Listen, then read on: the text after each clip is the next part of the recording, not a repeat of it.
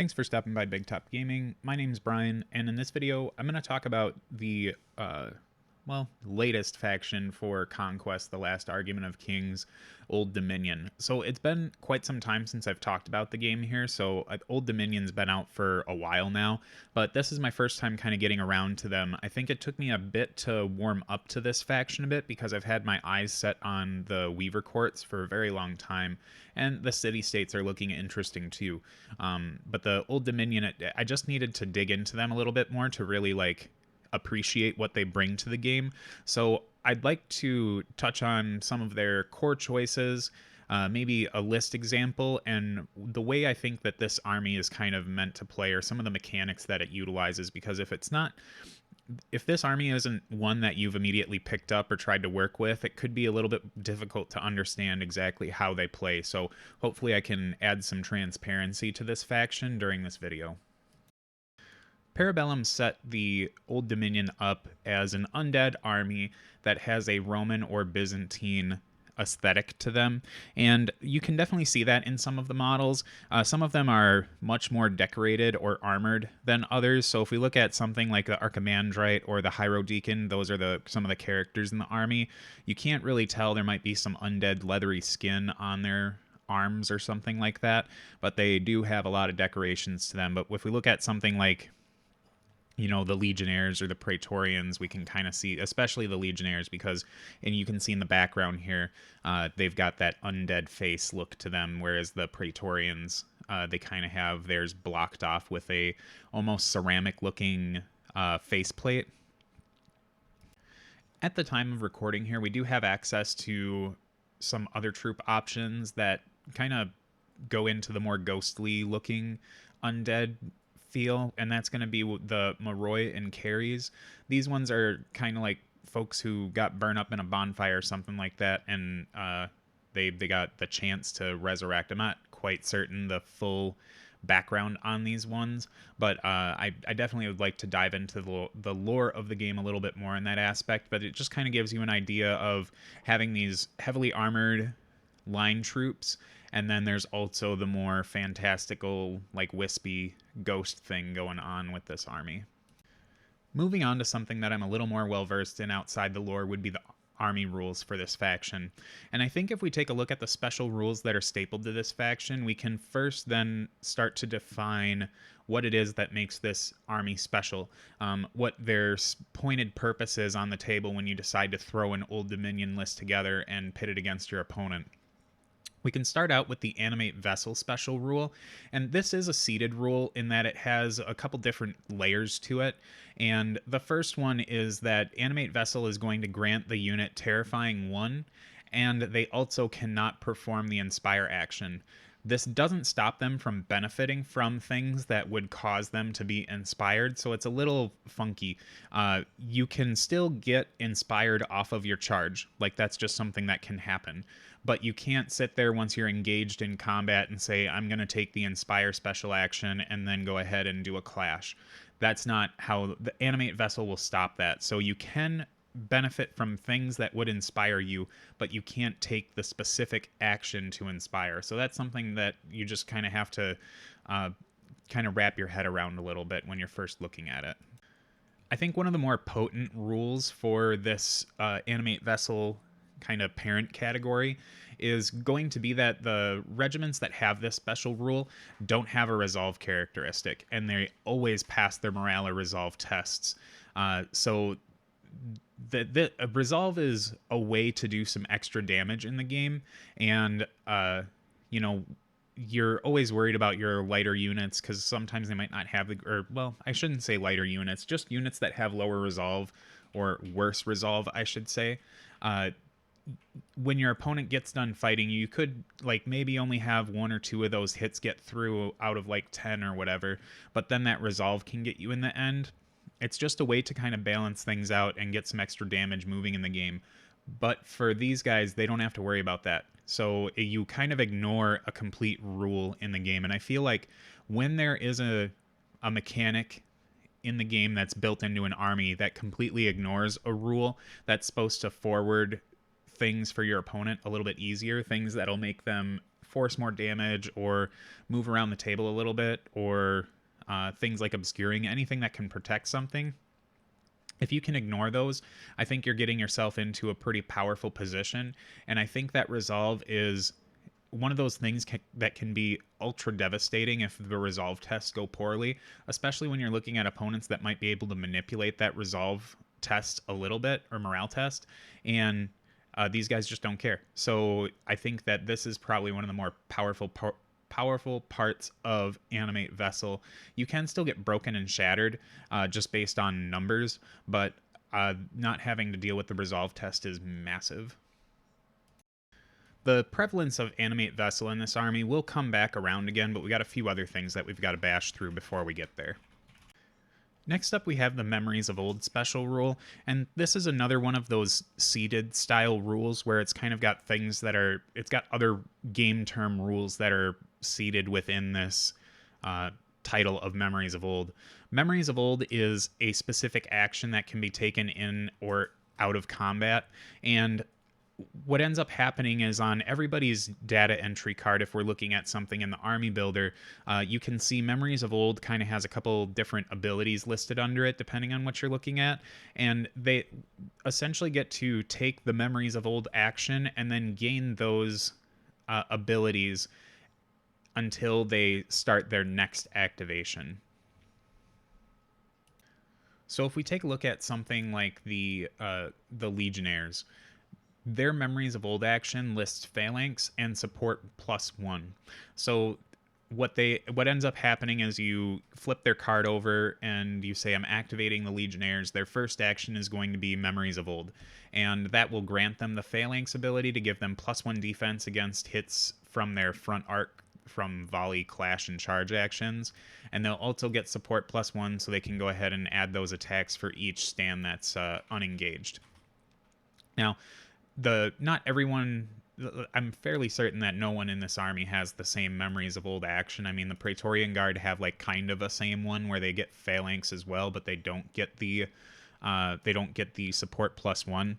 There is worth mentioning when it comes to Memories of Old that you really want to pay attention to the 1 or +1, because Memories of Old can stack in some interesting ways, which again we'll kind of get to later on here. There's so many parts to this army that kind of build up into buffs that you just want to make sure that you're paying attention to how you're getting these bonuses and how they can be manipulated. So the final, in quotes, rule for this faction is going to be the empowerment pool. And there are two different tracks for this empowerment pool, but I just want to focus on Dark Power for right now so we don't get too confused with some of the different things going on here. So this is where Animate Vessel comes back to haunt us, so to speak. And if a stand with Animate Vessel is destroyed, you gain 1 Dark Power token. And that Dark Power token can then get assigned to one of 2 different pools. We're going to just assume we're working in that Dark Power pool right now. And specifically, I do mean stand. So if you have cavalry, 1 horse goes down, you get 1 Dark Power token. 1 block of 4 infantry go down, you get your 1 Dark Power token. And the Dark Power tokens are gained at the end of the action that destroyed the thing that you're gaining that token for. So the check on this Dark Power table is always at the end of the action after you've gained that power token. So once that stand's destroyed, you nominate which pool you're going to go to, and then you start tallying up the number of points to understand where you're at in that table. So the table itself is made up of 4 different tiers. Tier 1 is 0 to 6 tokens. Tier 2 is 7 to 15. Tier 3 is 16 to 20 or more tokens.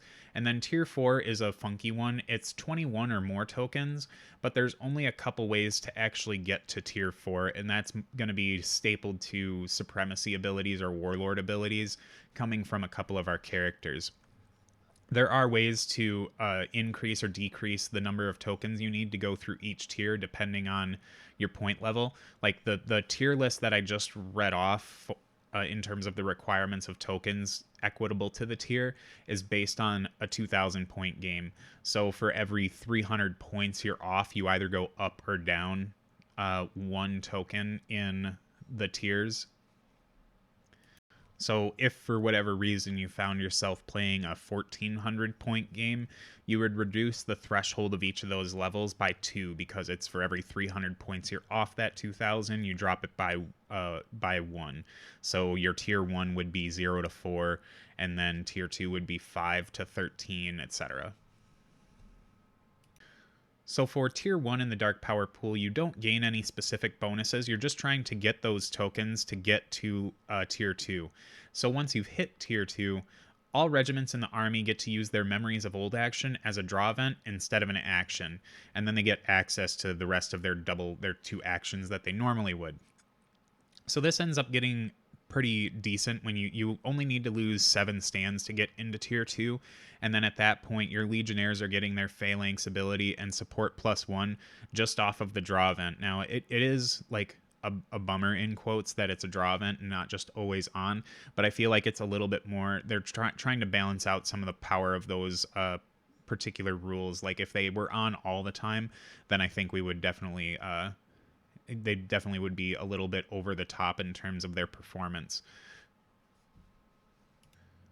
Tier 3 is where things get pretty bonkers, and at Tier 3, every regiment gets to use their Memories of Old action as both a draw event and a normal action, so they get to do their Memories of Old action. So in the case of the Legionnaires, where it might not be as spectacular, this is why I've said pay attention to the modifiers that are on your rules within Memories of Old, because performing Memories of Old twice doesn't give you 2 instances of phalanx, because it's just phalanx with no modifier on it. And support +1 for the Legionnaires means that they get support 2 when they are doing their Memories of Old action and getting it as a draw event, because it's got that +1 modifier on it. Another example would be something like Cleave 1. If you had Cleave 1 and did your draw event for Memories of Old and your action is Memories of Old, you would still have Cleave 1 because it's just a flat rule. If it were Cleave +1, you'd be then getting Cleave 2 if you did the draw event and the action at the in their activation, because it does have that modifier that increases. So that's where things can get a little bit more nuanced with understanding what your Memories of Old action can do at tier 3. And that's not where the bonuses stop at tier 3. We also now are always considered to be inspired when we perform a clash action. So the army can't take the inspired action because of Animate Vessel, but in tier 3 they just always have it on, which is really good. Now we don't have to worry about charging or anything. You get a lot of really good action economy, and it makes Memories of Old being taken as an action not feel so bad, because you're just getting inspired anyways. So this army really likes living in the tier 3 world, and anything you can do to try and get yourself there as quick as possible is going to help you a lot in that game in terms of trying to close it up and do as much damage as possible. For tier 4, the only way you can get to tier 4 in an Old Dominion army is by including a Ziliarch or the Strategos as your warlord. They're the only things in the game that can unlock tier 4 for you. It's just in their supremacy ability. So not only do they have to be in your army, but one of them has to be your warlord, so you can turn that particular tier on. But once you hit tier 4, you've still got all the benefits that tier 3 is giving you. But you also are getting the Terrifying +1 special rule, and it's very important to remember modifiers again and those seeded rules, because the anything with Animate Vessel already has Terrifying 1. So Terrifying +1 is going to bring them up to Terrifying 2. And then the other portion of tier 4 benefits is that any enemy that's engaged with a friendly regiment that has the Animate Vessel special rule suffers an additional wound for every failed resolve test or resolve roll of a 6. So this is just an extremely rude way to keep pushing damage forward. If it's not enough to just tell your opponent, guess what, I don't have to take resolve tests ever, so haha you. But now you're giving them a double stacked modifier for their resolves through terrifying, and then when they do fail, they're taking an additional wound on top of that. When you hit tier 4 with this army, you're able to really slice through your opponent's stuff between having access to, really aggressive memories of old actions, and then having these ridiculous modifiers for resolve tests that can really cleave through, well, cleaves, I shouldn't say cleave because that's a game term, but you're going to be churning through your opponent's units quite quickly by being able to apply pressure through memories of old and applying pressure through these ridiculous resolve tests. We can now turn our attention over to the second pool that you can funnel dark power tokens into, and that's going to be the Fallen Pantheon pool. Now, this particular pool is completely worthless to you if you're not playing with the Fallen Divinity model. It specifically relates to the Fallen Divinity itself. So the Fallen Divinity is the Artisan series model for the Old Dominion, and it's quite a large, awesome looking model. And when you look at the stats for it, they're really not they're not something to write home about. This doesn't look like what we would consider a 300-point monster. But what you'll also see in the army building on the army building website is that there are different tiers that you can click through on this model, and that changes the stats as you go through the tiers. And in order to move through those tiers, you use the dark power threshold chart that we had mentioned earlier, where tier 1 is 0 to 6 tokens, tier 2 is 7 to 15, and so on. So once you've devoted, your 7 power or dark power tokens to the Fallen Pantheon, the Fallen Divinity moves into its tier 2 characteristic profile. It keeps all of the wounds that it had on it before, but then it does heal 4 wounds once you've moved into that tier. Additionally, one of the rules that you really need to pay attention to on the Fallen Divinity is the Font of Dark Power special rule, and this states that any animate vessel stand that is destroyed within a certain range of the Fallen Divinity has to have its dark power token committed to the Fallen Pantheon. So it's almost like the Fallen Divinity is really greedy and doesn't give you the choice if you're within a certain amount of distance. And the lower the tier is for the Fallen Divinity, the shorter the distance. So at tier 1, we can see that the Font of Dark Power is listed at being a 10-inch range, but then when you're getting into tier 2, it says to increase that range to 14 inches. Also, though, anyone that happens to be within that 14 inches of the Dark Font of Power gains the Fury 1 draw event. This just means that when you're attacking, you get to add an additional attack to your clash. So the Fallen Divinity, even though it seems like it's really taking away from that first dark pool or dark power tier list that we're trying to get through to increase the strength of our units, doesn't mean that the Fallen Divinity is not giving you any benefit to your units. You do have to stay within your majority of your stands need to be within a certain range of the Fallen Divinity in order to get that Fury 1 draw event, but it's still quite decent in terms of trying to increase the efficacy of your units. At tier 3, the Fallen Divinity increases its stats again and goes to that tier 3 profile and heals 6 wounds instead of 4. So you can see that the Fallen Divinity is meant to stay around for a very long time as you're trying to move through these tiers. Additionally, the Font of Power doesn't go up. We cap at 14, but instead of giving everyone Fury 1 draw event, the Fallen Divinity gives them Fury 3 and then gives them the Dauntless special rule. And Dauntless gives us a little bit of a reflection from the tier 3 pool from the Dark Power table, in that we can't be broken, but all of our clash actions are inspired. So we're not really losing that really good part of the tier 3 benefit in the Dark Power pool. The Fallen Divinity is at least giving that to us. Also, when any other friendly regiment completes their activation within 14 inches of the Fallen Divinity, that regiment suffers 4 wounds. So there's no innate bonus to having the 4 wounds being dealt to your models. There might be some interactions that it could be missing within units that aren't released yet, because I really don't pay too much attention to those. But the Fallen Divinity can't get into tier 4, and you can't bring a Strategos or Ziliarch as your warlord, because the Fallen Divinity has to be the warlord of the army, and you can only have one of them anyways. So this is kind of a punishment for having the Fallen Divinity functioning at full power. It's almost like they've kind of gone off the charts of insanity and are pulling your own bodies off the table. So once you get to this tier 3 with a Fallen Divinity, you better start doing work, because your units are not going to be lasting very long unless you've brought a ton of them, which I think you might want to try and do with this army a little bit. It's an interesting balancing act when it comes to building with the Old Dominion, but that kind of rounds out the particular special rules for the Old Dominion.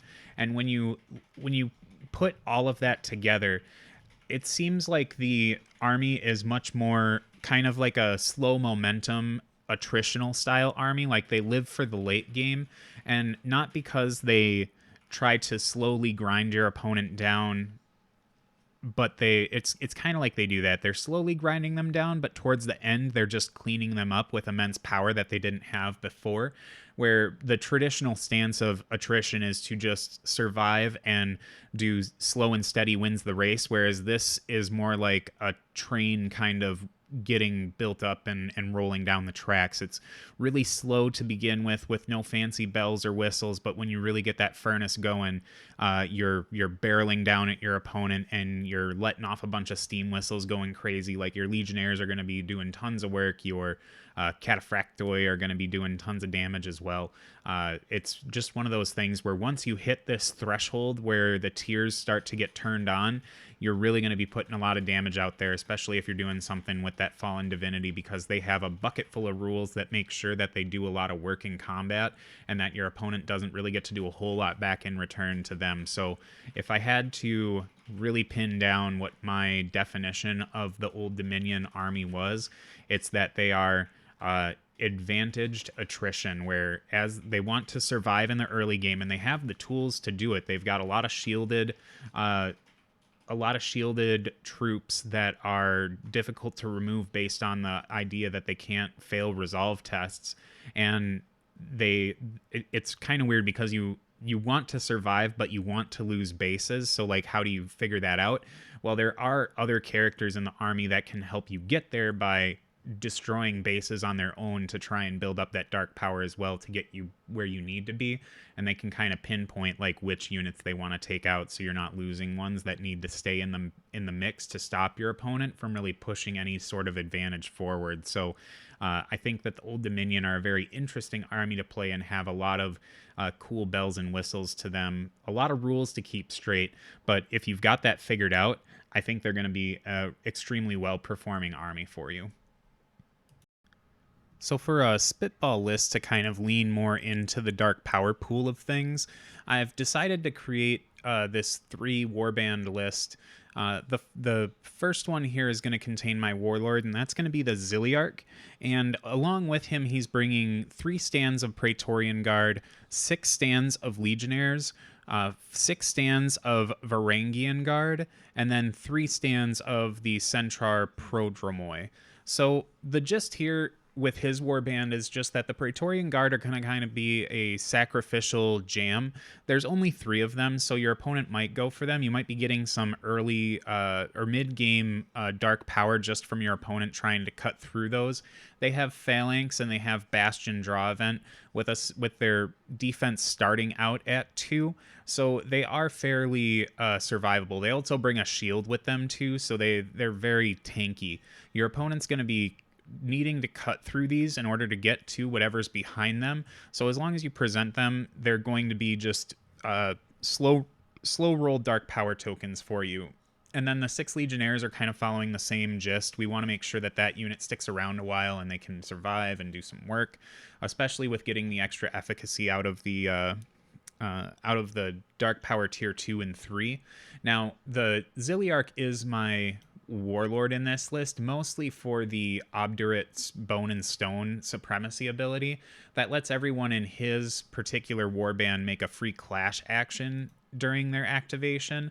And that's why, typically I don't like building lists with models that haven't been released yet, but the Varangian Guard and the Centro Podromoi are quite aggressive models. Not to mention, I feel like this list does need some lights in it in order to make sure that I can draw that line of battle for my reinforcements a little bit further ahead, because the rest of the list is mostly just mediums. In my second warband, I have a Strategos that's piloting Legionnaires and Cataphractoi, 6 bases of Legionnaires and 3 bases of Cataphractoi. The cavalry in here, they're just meant to go around and clean up in the later parts of the game when I've got some of those abilities active in my dark power pool, because shock is a fairly good rule, and unstoppable charge, just having that always, is really great. I would prefer to get this up to another, either increase the size of the unit or get a second Cataphractoi unit in here, but I kind of am, I'm really wanting to make sure that I get my dark power points up, so I've got a lot of Legionnaires in here. The third warband is going to be it's one of the warbands that makes the dark power thing tick here, and that's going to be bringing along a Hyro Deacon with 6 stands of Legionnaires and then 3 stands of Legionnaires. The 3 stands of Legionnaires are more of the sacrificial ones for her draw event for Dark Shepherd. Dark Shepherd just says she gets to automatically deal enough wounds to a unit to kill a stand, and then you gain a dark power token for it. So she's able to get me churning dark power a lot earlier than what my opponent is going to allow me to. I think that there's some argument in trying to slap her into a unit of cultists just so you can try and get her, or you're able to get her on the table a little bit earlier, because you are kind of throwing her into a unit of Legionnaires that are coming in at medium. But the nice thing about having so many Legionnaires in the army is that I can make sure that I have many opportunities to get the Legionnaires that are holding the Hierodeacon into play earlier based on how you roll dice. So that's kind of the gist of my first attempt at a list to lean into the dark power pool. I did have a Fallen Pantheon list that was mostly just as many Legionnaires I could bring with some heavy hitters and the Fallen Divinity, but that I think is a little bit more straightforward, and just that you're trying to make sure that the Fallen Divinity gets up to tier 3 as quickly as possible, and then you're able to survive that tier 3 between having like an Archimandrite with the spell that lets you heal based on the dark tier or dark power tier that you're in, and then also bringing a Hyro Deacon there to get the Fallen Divinity up a lot faster, because the sooner you get the Fallen Divinity up to a more respectable tier level, the better, because you don't want 300 points running around at speed 4 with garbage stats. So that's kind of my attempt at making a list for the Old Dominion. I'm sure that's going to evolve as time goes on here. I'm not super convinced on the Strategos warband in this list. Also, I think there's definitely argument between having the Ziliarch or the Strategos as your warlord. They both have really good supremacy abilities, but I think I'm really valuing the extra clash, especially since I want to be doing more work in the later game. And if I get those dark power tiers up quick enough, then getting 2 clashes when I have auto inspired and get my draw event, or get my Memories of Old as a draw event and an action, I think that's just that serves to be pretty powerful when you're looking at something like the Varangian Guard, who end up getting cleave +1 and they already have cleave +2. You're just shredding through things at that point. It's like you're almost wondering why your opponent even put anything in front of them. So let me know how you folks are building your Old Dominion lists. I don't keep up too much with the tournament scene. It's just not something that I'm super invested in. So, let me know how you're feeling about them, and whatever you want to talk about in terms of Conquest next. I think we're going to try and schedule out a painting tutorial for the Old Dominion in terms of trying to make them look a little bit more weathered and undeady, you know? So I think that's going to be really fun. So look forward to that. But otherwise, let me know what other kind of content you'd like to see from the Conquest realm here within the channel. And thanks for watching, and I'm happy to be back doing this.